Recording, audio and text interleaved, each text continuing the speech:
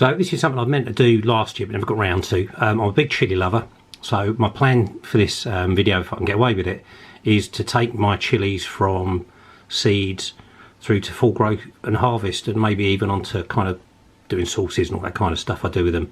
So I thought I'd do a couple of little videos and throw them together and see how I get on. Today is Saturday the 9th of January, and I've got my seeds through for this year's crop. I've got a load of plants from last year laid down. I've cut them back, taken all the foliage off them, and I've taken them to work where there's some nice warm sunny windowsills. There's quite a lot of those, to be honest. I think it's about 30 or 40 plants in all, and I've got them laid down, and I'll bring those back home into the greenhouse in the spring. But I do love doing my seeds. So this year's seeds I was going to go over. The company I use is this one. It's the South Devon Chilli Farm. I've used a couple of different seed companies, and these are by far the best. They've got a really good website, amazing variety, and they're reasonably well priced as well.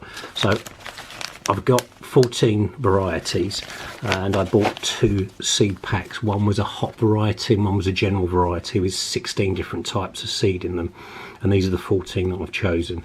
That's cost me probably about 30 quid in seeds, which I think is quite reasonable. Going through them then, I'm going to start from low to high. What I'll be doing, I will be planting these seeds out. I'll be planting 6 of each seed into propagator trays, which I'll be leaving on my windowsill. I'm going to possibly try some LED lighting this year as well, so they're constantly getting sun even in the night time, to try and improve the stockiness of the plants. Okay, so here we go. So these are the 14 varieties. So this is a poblano, the big Mexican ones. I did these last year and they came out huge, kind of 6-8 inches long. Really good. Obviously you can stuff them and all sorts of good stuff. Sweet banana, never heard of these, to be honest with you, and they haven't got any heat at all, but I thought they'd just be a bit fun. They're a sweet pepper, so there might be something we can do around pickling, etc. These are the cherry bombs. You probably had these stuffed with some cheese in like a vinaigrette. Again, very, very low heat, just a bit of fun really.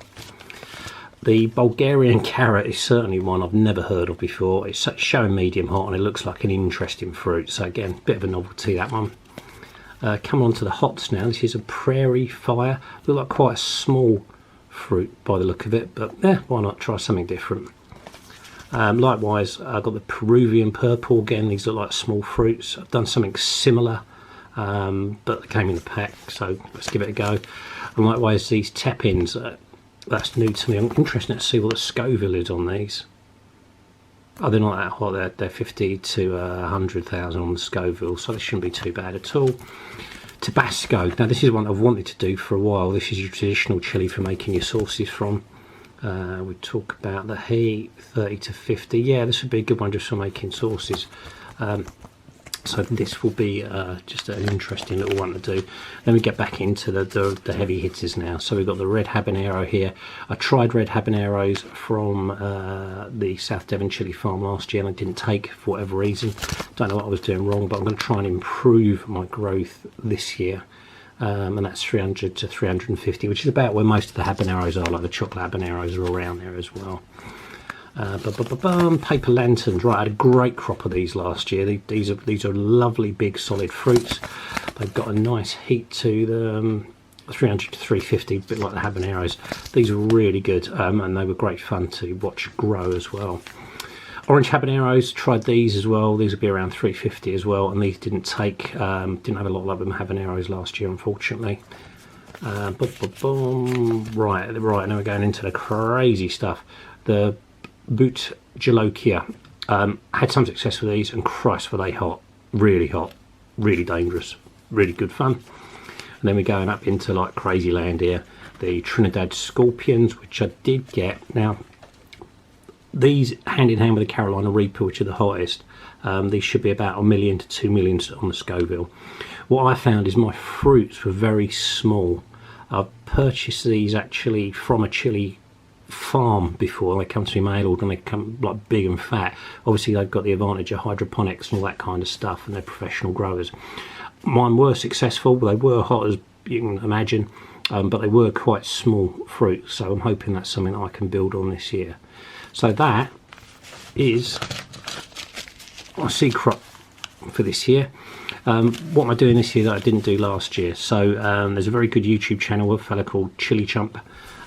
He has lots of beginners guides I've been going over this year. So the two main things are there's a new method of preparing your seeds, and I'll attempt that tomorrow, and that's all to do with putting the seeds into cold tea overnight to open the seed up.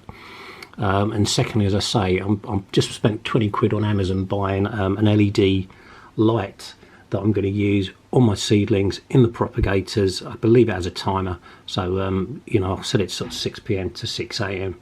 And they're going to be in a nice lit spare room window, so hopefully they'll get constant light and that'll make them thicker. Okay, so that's it for this part of what I hope will be probably about a 9-month long content video. Cheers.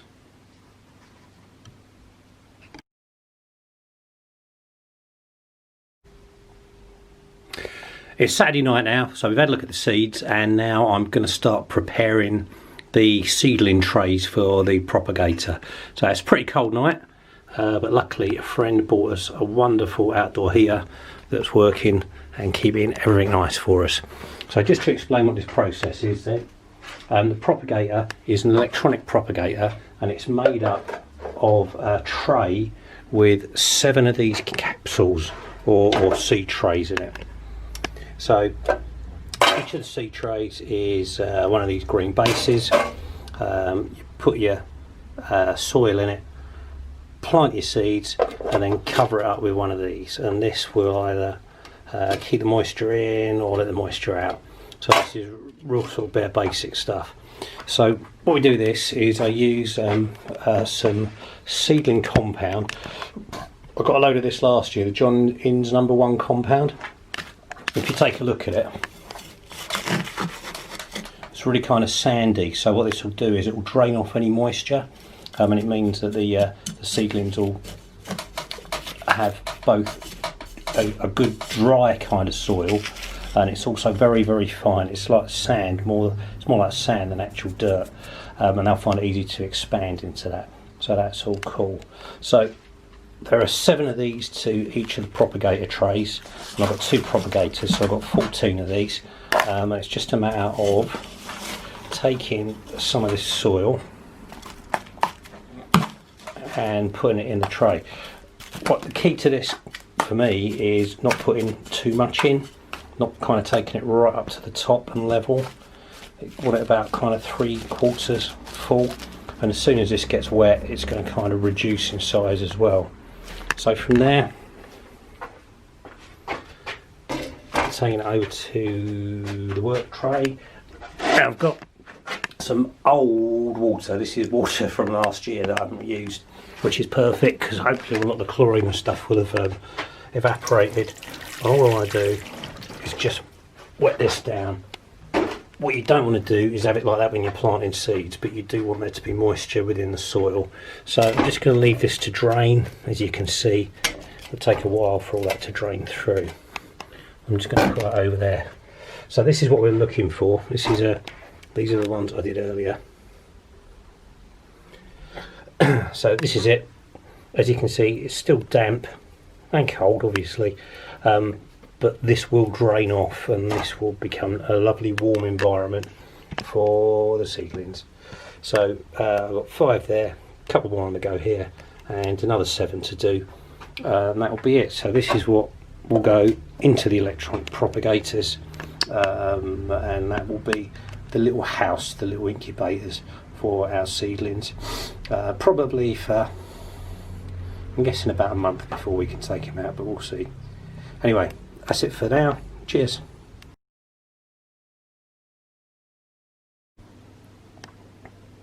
It's a little bit later on Saturday night now. You see me pick the seeds, you see me prepare the propagators and the earth they'll go into. Now this is something completely new, so this is something I picked up on YouTube from the this fellow, the Chilli Chump, that's really good with chilies and stuff. So I've got all my chilies laid out here, and it's all being overseen, of course, by Marlene. Marlene, say hello. She's not bothered. So this is something new, and this is apparently how nature deals with seeds. So chili seeds will get eaten by birds. Birds don't feel the heat from chili seeds for some reason, but the chili seeds will go down into their digestive tracts. They'll be in the digestive tract for 12 hours a day, whatever it may be, and then they would obviously poop them out, and then the chili seeds would fall into soil and they would grow into chilies. So the idea of this is we're trying to replicate what happens in the bird's stomach for these chili seeds. So what I've got here is simply some cold tea. This is half of this is filled with a couple of tea bags with some tea, and then once I cooled down, topped it up to make the full litre of tea, and this gives me a solution. I pour this into a number of little dishes that we use for olives and all that kind of stuff around the kitchen, and each of these has got a little sticker in it telling us what's what. So from here, I've dropped the seeds into each and every one of them, and I've got to lay these down for kind of 12 hours, and I'll come back to these tomorrow. So literally all I'm doing is dropping the seeds, dropping the seeds in the packet, popping them in, dropping them in, and that's it. Cheers.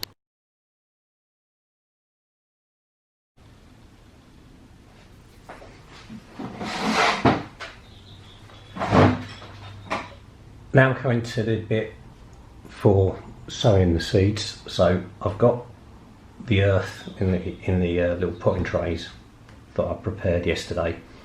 I've had that on overnight. It's well drained, and I've had it on overnight in the propagators, so it's quite nice and warm and toasty for putting the seeds in. So these are the seeds that we've been kept in the cold tea, weirdly enough. They've been in there for 16, 18 hours, I'm guessing now. It's Sunday afternoon. So I'm draining the tea off into a sieve to catch the 6 seeds, so there's 6 in each of these pods. Just checking to make sure there's nothing left in there, and there's not. Doing the red habaneros with this one, so that's the marker board. And all I'm going to do first is use the edge of a chopstick and just make 6 barely noticeable indentations in the soil, and that's just so I've got something to locate the individual seeds in. I've got a pair of tweezers, and I'm picking the seeds out one at a time and just dropping them in those holes. Always fiddly. They suggest that you don't touch these, because certainly with the hot varieties, if you touch them, they've kind of been unlocked and you'll burn your fingers, which would be embarrassing.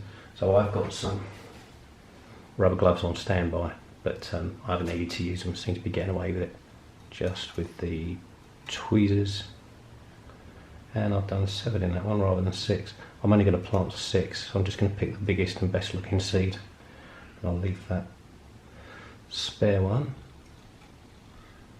I'll get rid of that. So what I've got now is I've got all 6 of the seeds. They're basically just laid on top of the soil, and I've got some fresh potting compost, same stuff we've used in the trays. I'm just breaking this down a bit so it's nice and soft.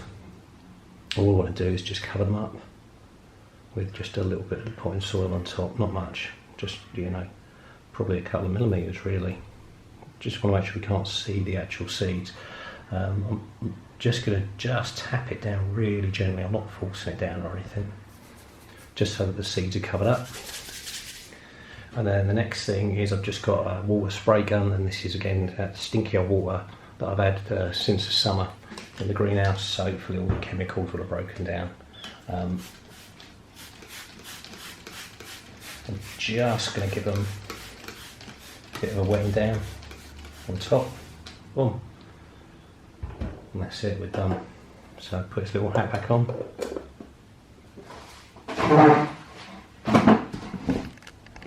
And then stick this one back in the tray. So these are the 14 pods. That's my little setup, and that's the seeds and the tea and all the mess. Well, the battery died on the camera just as I was finishing off there. So here they are. These are the trays I've already done. 7 or 8 inches so far, so just so you can see what the trays look like. So the seeds are just underneath the soil here, just on top, nice and wet. Got the hats back on, so the little seed trays. The seeds are really wet, you want to keep the moisture in. They've got a really simple air vent on top which you want to try and let some of that moisture out, but for a while we just want to trap all that moisture in. And then I'll put these back upstairs. Keep them nice and warm, and we'll see how we go. So I'm nearly finished here. Just 1, 2, 3, 4, 5 of them to go now, and we're on to like the super hot. 6 will be good. I'm going to be extremely careful with my fingers. Cheers.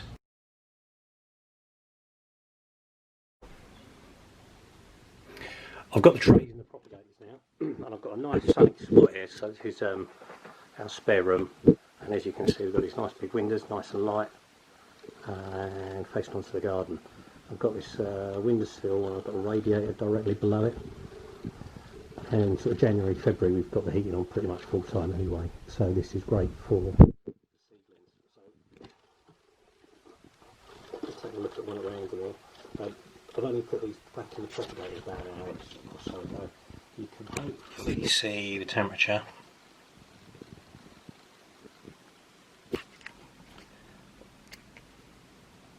Just see if it focuses. It's a bit rubbish at focusing. There you go. So generally, once all this is warmed up, we'll probably be up in the 80s.